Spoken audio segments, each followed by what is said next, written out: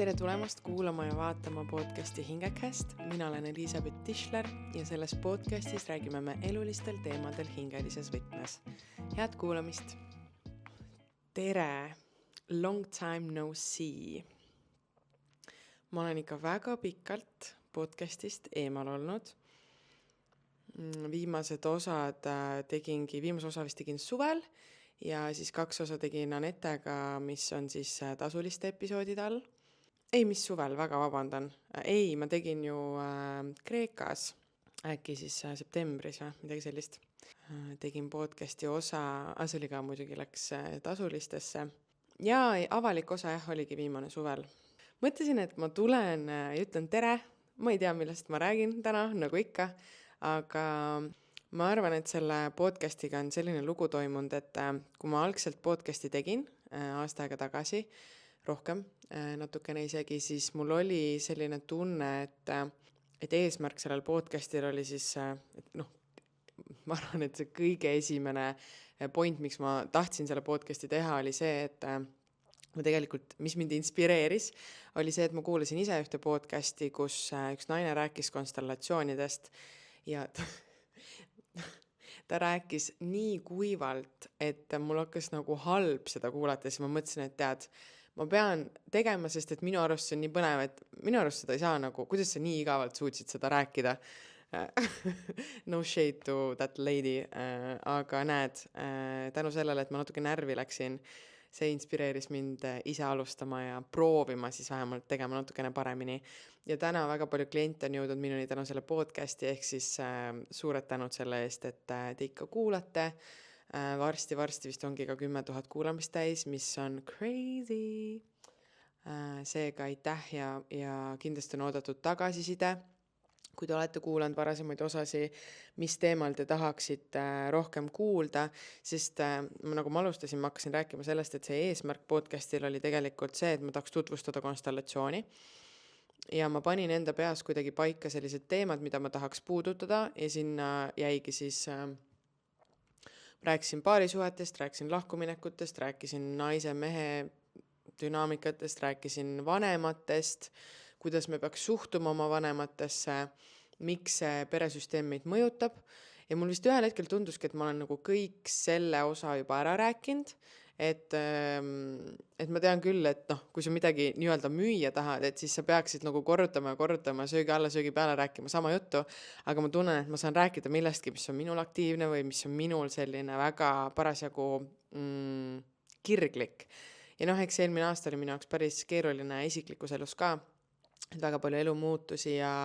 iseenda väga palju sügavamal tasandil tundma õppimist. Ja vist ärikonstellatsioonides on see, et tavaliselt ettevõttes tekib kriis, kui eesmärk saab täidetud, sellepärast, et siis on vaja uut eesmärki. Ja ma võib-olla ise natukene ei teagi, et kuhu suunas ma siis selle podcastiga nüüd liikuda tahan ja millest ma siis täpselt siin räägiksin, kas ma toon, sest ma tegelikult, ega ma päris ausalt ütlen, ma ei julge kuulata neid eelnevaid osi või neid esimesi osi, sest ma natuke kardan, et võib-olla, mitte et ma täna ei nõustuks sellega, aga eks ikka ma arvan, ma olen täna väga-väga palju küpsem ja mul on natuke nüansi rohkemad vaated asjale. Seega võib-olla, kui keegi soovib, võib mulle kindlasti teada anda, et mida te kuulda tahaksite, mis teemad teid ennast kõnetavad, et ma olen küll Instagramis teinud väga palju selliseid Q&A-si, et lasknud siis küsimusi küsida ja vastanud storydes tekstiga, kuigi ma tean, et mõned on natuke laisad, võib-olla ei viitsi seda lugeda, et on mugavam see podcasti formaat, et äkki ma peaks tegema ühe siukse podcasti osa Q&A, kus ma vastangi küsimustele, sest ma arvan, et ma lähen alati hästi laiali, sest ma tean, et me inimestena tahame nagu mustvalgeid vastuseid, et 5 nippi ja tee nii ja siis sa saad, aga elu on paraku alati natuke nüansi rohkem ja kõik ei ole elus mustvalge, seega ma arvan, et see küsimustele vastamine oleks päris äge formaat, mida proovida. Ma mäletan, et vist üks härra kirjutas mulle Instagrami, et palun räägi oma podcastis rohkem mustrite murdmisest ja et kuidas siis murda mustreid, kuidas uskumusi muuta, midagi sellel teemal ja see oli nii huvitav, et tegelikult millega ma siis vahepeal tegelenud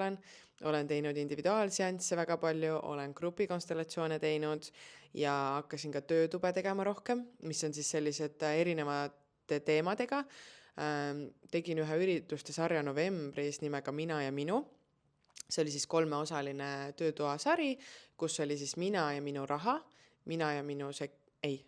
mina ja minu raha, mina ja minu vägi ja mina ja minu suhe. Ehk siis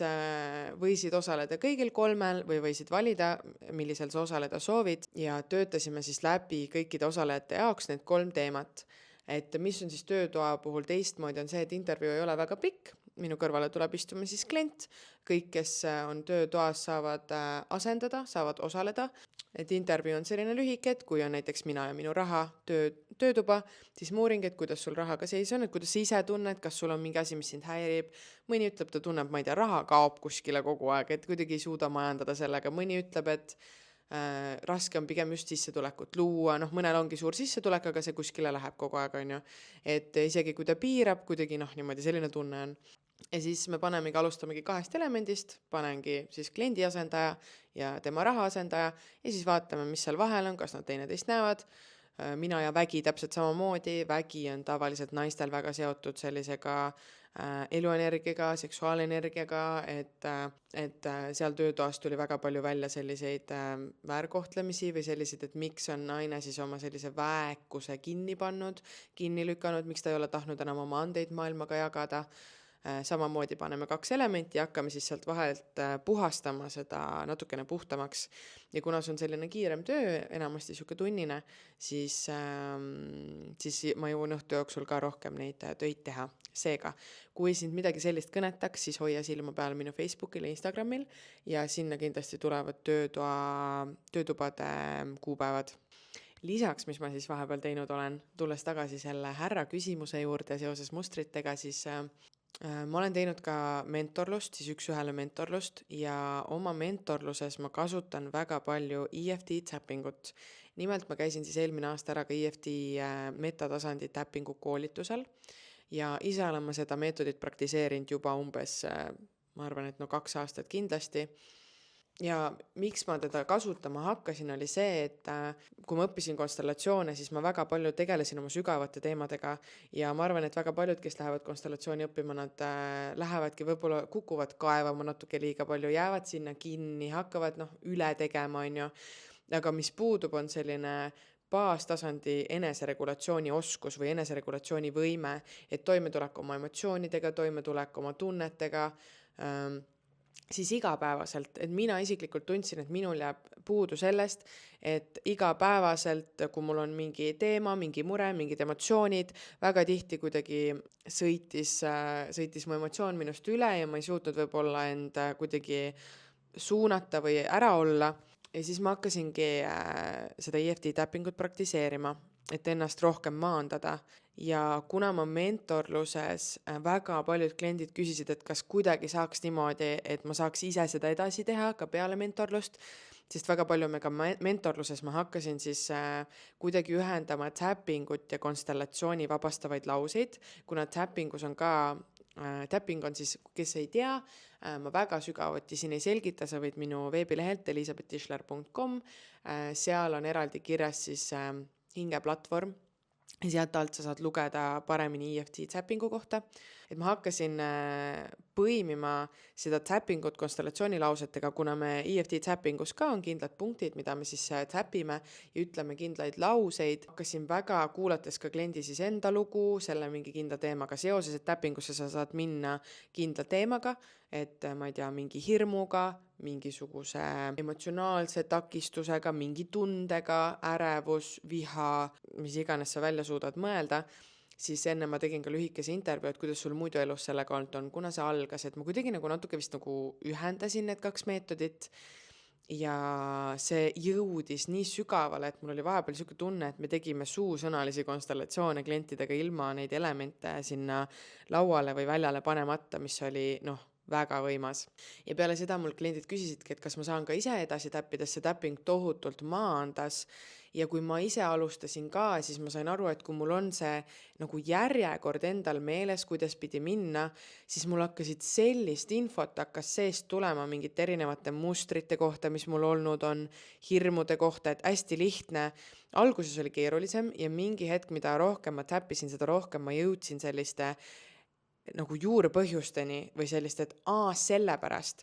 et täpin mingit teemat ja siis küsin endalt ka küsimuse näiteks, et mida tundub ohtlik teha, mida ma kõige rohkem praegu kardan. Selliseid küsimusi, mis aktiveerivad meil, et ma saan nagu pääsen ligi oma varjukülgedele ja siis veel ühendada see nende kehapunktide täppimisega. Ja algselt ma proovisingi anda siis juhendavad küsimused oma klientidele ja nad ütlesid, et ikkagi kuidagi, et noh, ma natuke saan, aga ikka on raske üksi. Ja siis sündiski hingeplatvorm ja hingeplatvormi ma lõin siis oma veebilehele, mis on siis selline igakuine subscription-based platvorm, kus on siis erinevatel teemadel minu üles filmitud eestikeelsed täppingu videod. Ja neid ma siis alustasin teemadest, mis mul endal on võib-olla päevaga ajas olnud, mida mu kliendid ütlevad kõige rohkem on näiteks seal on ärevusest maandatusesse, enesekriitikast enesearmastusse, siis on ka vabalt valitud teema, kus ma siis suunavate küsimustega niimoodi, et koos minuga saab siis nagu selle täppingu ringile minna ja suunavate küsimuste abil ma siis juhendan sind ennast minema endasse sügavuti. Ja see on tihti nagu kergem, kui kuidagi teine inimene seda juhendab versus siis see, et sa üksi omal nahal pusid. Et me satume sinna, meil tuleb see aju mingisugune nagu plokk ette, et me ei pääse ligi sinna alateadvusesse. Seal on mingid kergemad videod ka päeva alustamiseks, et sa võid iga hommik teha, et kuna mina hommikuti iga hommik miinimum 10 minutit istun, siis ma panen ausalt vahepeal iseenda videot tööle, teen nendega neid täpinguringe, et lihtsalt endale ka mingeid selliseid, et ta läheb sügavamale kui positiivne afirmatsioon, et ta päriselt nende kehapunktide täppimise läbi, et need on natuke nagu selline nagu akupunktuur natukene, siis ta läheb sügavale ja ta tõesti, ma lasin siis ka alguses testklientidel läbi teha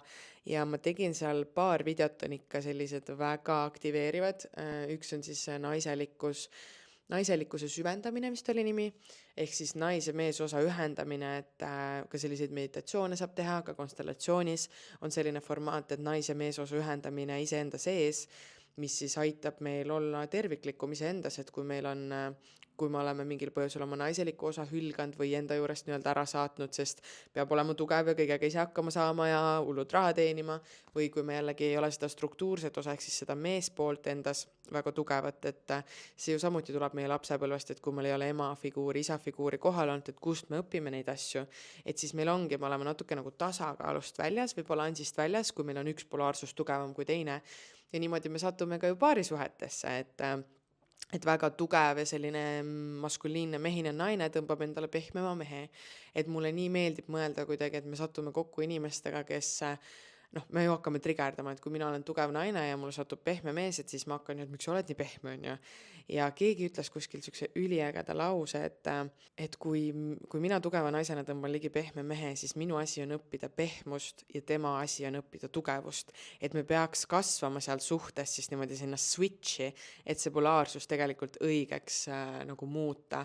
Ja kui mõlemad osapooled seda tahavad, siis jällegi suhe on suurepärane koht, kus kasvada, nagu ma alati olen öelnud. Ja kui me päriselt oleme valmis ka kasvama, siis vinge. Aga tulles tagasi, ma lähen alati nii oma jutuga kuskile metsa poole, aga et tulles tagasi selle video juurde, siis ma tegin ühe video selline sisemise naise meesosa ühendamine. Seal on väga palju vabastavaid lauseid, mida konstellatsioonis ka kasutan, lihtsalt mida töödes tuleb väga palju ette, et lõpuks nagu kui sul käib palju inimesi, siis lõpuks teemad hakkavad korduma, inimestel on tegelikult suhteliselt sarnased probleemid erinevate nurkade alt, lihtsalt erinevate nüanssidega. Iga lugu on unikaalne, aga samas ka samasugune, et siis sinna ma panin hästi palju selliseid ägedaid lauseid sisse, kus oligi et mul on turvaline olla naine, et me tuleme sellisest ajaloost, kus ongi nagu esivanematel ei olnud aega mingi naiselikkuse peale mõelda, et pidi ellu jääma. Et siis seal videos ma väga niimoodi, et üks klient ka ütles, et see oli nii sügavaks läks ära, et kui sa tõesti annad endale aega ja koged sellel nagu läbi, et siis tapping on ka väga äge selline keha nagu, et kaasab ka keha sellesse töösse, et ei ole ainult pea, millega sa neid lauseid seal ütled. Siis oli ka teine, mis mulle endale ka on isiklik lemmik, on raha oma, kus siis ka vabastasime mingid põhiuskumused et raha ei kasva puu otsas ja et peab olema raske ja keeruline, et seal samamoodi oli hästi selline sügavuti minev video ja aktiveeriv video, et siis mul üks klient ütles, et et ta tunneb, et nüüd võiks minna miljoneid tegema. Aga ühesõnaga, et veebruaris tuli siis see platvorm välja, et ta on küllaltki värske, et väga ootan tagasisidet ja mis videosid te ise näha tahaksite. Et tulles siis selle mehe küsimuse juurde tagasi, siis tõesti tapping on minu jaoks olnud üks kõige lihtsam moodus selliseid alateadlikke uskumusi ümber kirjutada, ümber programmeerida. Samuti kui on sellised mingid kinni jäänud emotsioonid, et nende nimetamine ja samal ajal see koputamine aitab, on mind vähemalt tohutult hästi aidanud. Et see on olnud minu selline väike secret project, mida ma olen siin tükk aega ehitanud. Nii et ma väga loodan, et kui sa lähed vaatad ja sind kõnetab, et siis sa kindlasti kirjutad mulle tagasisidet, mis videosi sa ise näha sooviksid, mis on sinu aktiivsed teemad, et sellega annab väga palju ära maandada. Ja kuna tapping on ka selline, et no ma räägin, ma 2 aastat teinud ja ma tunnen, et ühel hetkel ma läksin ja hästi palju erinevaid teemasi lahendasin iseendas ära, et siuke tunne nagu oli nagu posu teemasi, siis sa lähed ja koputad nagu järjepidevalt iga päev näiteks natukene 5 minutit, et need videod on hästi lühikesed ka, et selline 5-15 minutit ja et järjepidevalt selle tegemine, et sellepärast ongi ka kuupõhine, et järjepidevalt selle tegemine on hästi kasulik. Et täna ma ei tunne, et mul enam tuleks nii palju ülesse selliseid mingeid, ma ei tea, kaosesse ajavaid teemasi ka endas. Seega, lingi uudistamiseks leiad siit biost. Mida ma siis veel teinud olen, ma ju õpin, ma ei tea, kas ma üldse olen maininud, aga et ma õpin praegu aastasel kursusel ka paarisuhteid konstellatsiooni meetodis, et kui paar tahab kahekesi tulla konstellatsiooni, seal on väga palju põnevaid teemasid olnud. Ma ei tea, mulle tundub, et need paarisuhted on minu pärusmaa, et mind hullult köidab, et minul paneb vist silmas ära kõik see, mis toimub seal suhtes ja 2 inimese vahel, sest jätkuvalt see kõik on nagu nii äge peegel ja elu on mulle ka viskanud nii ägedaid õppetunde seoses sellega, et kuidas ma näengi, et väga isekalt võin öelda, et suhe on totaalselt parim peegel enese kasvuks ja selleks, et näha ära enda sellised pahupooled ja mustrid ja et mida kergem on iseendaga, mida terviklikum sa oled iseendas, seda lihtsam on ka suhtes. Et nii palju ma tegin eile just õhtul küsitluse ka ja tuli väga palju küsimusi just naiselikkuse kohta, mehelikkuse kohta, kuidas tunda end rohkem naiselikuna, kuidas mõjutab näiteks isa puudumine paarisuhet. Ma arvan, et see teine podcasti osa, kus ma vist rääkisingi paarisuhetest, oli suhteliselt põhjalik selles osas, kuidas me projitseerime oma vanemaid oma partnerite peale ja kuidas me mängime, et mulle nagu mida kauem ma seda tööd teen, seda rohkem ma näen, et me tuleme siia ilma, me oleme puhtad lehed ja siis on meie lapsepõlv ja siis on see lapsepõlv ja siis kõik need programmid, mis me sealt lapsepõlvest kaasa saame, terve ülejäänud nagu täiskasvanu elu, me lihtsalt mängime neid läbi ja me oleme nii palju sellisel automaatpiloodil ja me isegi küsitle, et miks ma teen mingeid asju või miks ma käitun mingit moodi või kust see üldse tuleb, mida rohkem sa suudad iseennast küsitleda. Ja ma tean, ma olen seda siin podcastis varem ka öelnud, aga et tõesti, mida rohkem sa suudad küsitleda seda, miks sa oled selline, nagu sa oled, ja seda rohkem me saame liikuda sellise vabaduse suunas ja vabaduse just selles mõttes, et me ei pea olema enam oma nagu süsteemi orjad või nende vanade käitumismustrite orjad või nende vanade käitumisviiside orjad, et me saame päriselt ise valida, mida meie soovime. Et ma tunnen, et see maa-aasta siin ka väga võttis täitsa vägivaldselt ära kõik, mis ei pea olema enam meie eludes, murdis maha selle, et me ei saa, täna ei ole enam lihtne teha midagi, mida sa ei taha teha. Et kuidagi, ma ei tea, kas mingi energeetika ka nagu ei soosi seda, et me oleksime võltsid või oleksime suhetes, mis on sellised poolkõvad või ei toimi või et täna enam ei saa nii elada nagu kunagi, et sa lükkad kõik liiva alla, et mul on niisugune tunne, et kõik tuleb välja ja see on väga äge, et inimesed võtavad vastutust, vähemalt minu ümber ma näen väga palju selliseid inimesi, kes ju ka teraapiasse tulevad oma teemadega ja on valmis vaatama iseendasse, et kuidas, et nii äge oli, üks mees tuli, kes tuligi sellega, et ma tahaks olla nagu parem mees oma naisele, et see on nii äge. et oleks järjest rohkem neid inimesi, et ma arvan, et täna ma olen ise ka jõudnud sellisesse kohta, et mina isiklikus elus ju samamoodi konstellatsioonid olid alguses minu jaoks väga selline, noh, ta oli ikkagi kuidagi nagu tabu või uhuu või selline, et ei võetud vastu ja täna ma näen hullult hästi ära, et inimesed, kes ei võta sellist nagu, kes isegi ei ole nõus ära kuulama või kuidagi uurima selle kohta rohkem või andma sellele võimalust, et väga tihti võib see olla ka see, et ma kardan, mida ma iseendast näen, kui ma tulen kohale, kui ma proovin, kui ma lasen ligi, et selline, täna ei ole enam elu selline, et on olemas ainult kõik, mida ma saan käega katsuda või silmaga näha, et on nii palju, mida me ei näe või mis on beyond our imagination. Et ma arvan, et nüüd ma olen parajalt kaua juba saanud ametis olla ka ja klientidega töötada, et ma näen juba mingisuguseid suuremaid mustreid inimeste vahel või selliseid seoseid on ju, et mis meid mingil ajahetkel parasjagu rohkem mõjutab. Et ma tunnengi, et konstellatsioon on nagu ise ka ennast mulle rohkem nagu tõestanud või selle toimivust või kuuldes siis klientide tagasisidet, et see on väga-väga äge. Ma ei tea, mis selle eesmärk oli, et ma seda rääkisin, aga kuidagi ma siia lainele sattusin. Võtsin siin natuke pikema pausi. Et kui tempo on aeglasem, siis ma korra istusin vaikuses ja mediteerisin ja mõtlesin üldse, et milles see podcasti osa nagu on või olema peaks. Et ma tulin siia täiesti ilma eesmärgita. Lihtsalt mul on enne töötuba siin natuke kauem aega ja mõtlesin, et ei ole ammu teinud. Siis mul kuidagi jäi pähe selline idee, et inimestena nagu elades, et meil tulevad sellised nagu kännud ette, et ma tunnen, et elu on väga suuresti hästi tagant tõukav just nagu arengule ja areng ju saab tekkida, kui me vabastame endas võib-olla mingeid, ongi vanu mõttemustreid või vanu uskumusi või seda vana viisi, kuidas me elanud oleme, et aga lihtsalt vahepeal tulevad ette sellised kännud, millest me ei saa ise üle. Ja ma arvan, et ka enesearengu maailmas, et hästi oluline on vaadata, kelle juurde sa lähed ja mis on selle inimese sellised nagu motiivid. Paratamatult me kõik vajame vahepeal, et keegi meid nagu natukene pushiks või lükkaks sellest kännust üle või aitaks meil natukene mingit selgust saada, et kus see känd siia tee peale sai ja kust ta üldse pärit on ja mis ma teha saaks, et ma uuesti ei komistaks selle sama kännu otsa, on ju. Võib-olla kui ma siin natukene vaikuses istusin, ma mõtlesin, et okei, et mis mul siin vahepeal selle aastaga on juhtunud või selle suvest saati, et kui suvel tegin selle viimase podcasti osa, et ma vist tegin selle ebakindel partner on kõige hullem partner oli vist selle osa nimi. Mis ma siis vahepeal, et tavaliselt ma tulen natukene võib-olla enda avastuste pealt siia rääkima või jagama, et mis siis minul on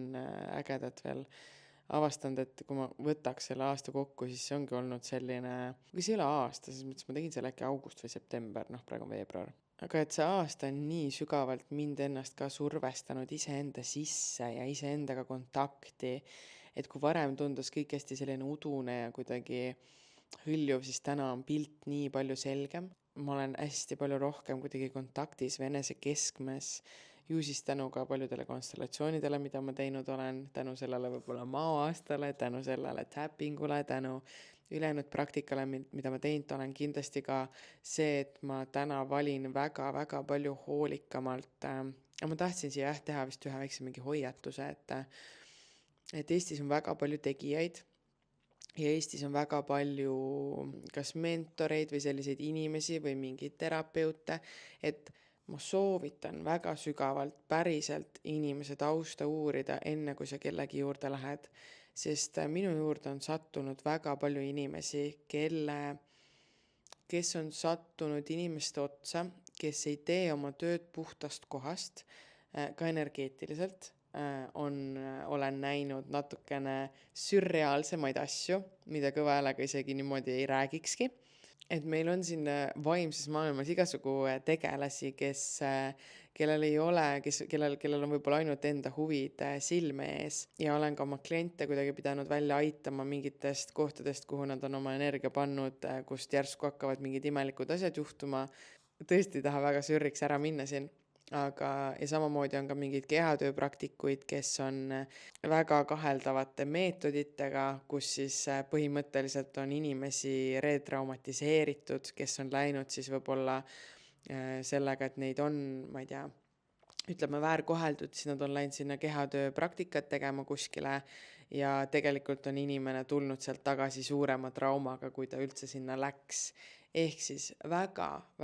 nagu ma saan aru, et ühelt poolt me peame enda nahal ära katsetama ja kogema mingeid asju, et me õpiksime, aga teiselt poolt ka ei tasu igale ühele minna oma raha andma ja tasub väga jälgida oma sisetunnet, aga jällegi siin on ka see paradoks, et me sattume selliste tegelaste juurde just siis, kui meil ei ole enesega see hea kontakt ja me otsimegi väljastpoolt abi, et kui me lähme sellise meeleheite pealt, siis ongi väga lihtne kuulata kellegi sõnu, võtta kellegi teise tõde omaks ilma analüüsimata, et kas see üldse minule kuidagi või noh, me ei ole tihti in the right headspace või kuidagi heas kohas enda sees, et üldse mõista, et mis see info siis on nagu ratsionaalne ja mis ei ole. Et ma ei tea, võib-olla kellelgi oli vaja seda kuulda, et väga lihtne on ära lennata ja ma arvan, et täna tasuks rohkem, et kui sa tunned, et sul on mingid probleemid elus, vaadata natuke rohkem selliste võib-olla närvisüsteemi maandavate praktikate poole või et proovida kõigepealt oma kehaga see kontakt taastada, ühendust saada nagu selle maise osagi iseendast, enne kui minna kuskile hõljuma ja vastuseid otsima kuskilt kõrgemalt, on ju. Ma siin mõtlesin veel, et miks ma ei ole nagu oma podcasti salvestanud, et võib-olla mu see jagamise vorm on ka natuke muutunud, et ma olen suhteliselt palju rõhku pannud Instagramile, et ma storydes hästi palju lahkan mingeid teemasid, kui mul selline, see on niisugune hea kiire viis, et mul tuleb mõte, ma kohe storytan, et see on selline hea koht, kus mind kindlasti jälgida, kui sa nagu rohkem igapäevaselt tahad nende teemadega kursis olla, et seal ma väga palju nagu puudutan väga palju erinevaid teemasid, just ka suhtumise koha pealt ellu ja selline targutan natukene omaette seal. Aga noh, inimestele tundub meeldivat, mis on ju positiivne. Aga mul on natukene tunne, et võib-olla saigi praegu kõik öeldud. Tahtsingi natukene update ida, mis ma teinud olen, kus ma olnud olen, mille kallal ma töötanud olen, et ma kindlasti proovin olla nüüd rohkem tagasi, sest ma natukene vähendasin oma sotsmeedia töömahtu ka, et rohkem keskenduda teraapiatele, sest kliente palju kirjutab. Et pidin natukene neile rohkem ruumi tegema ja kuna ma nii naudin seda, siis olen ka väga palju usinemalt siis töötamas mentorlusklientidega ja ilmselt mingi hetk ma olen tundnud tükk aega juba kutset mingi kursus luua, et ma ju ühe kursus olen teinud ja see oli eelmine aasta mingi aprillist, põhimõtteliselt varsti aasta aega tagasi, ehk siis aitäh, et sa oled ikka veel minuga. Ma arvan, et varsti näeme ja senikaua, kui me ei näe, saate tšekkida siis mu veebilehel hingeplatvormi ja või siis tulla teraapiasse. Vot, tšau!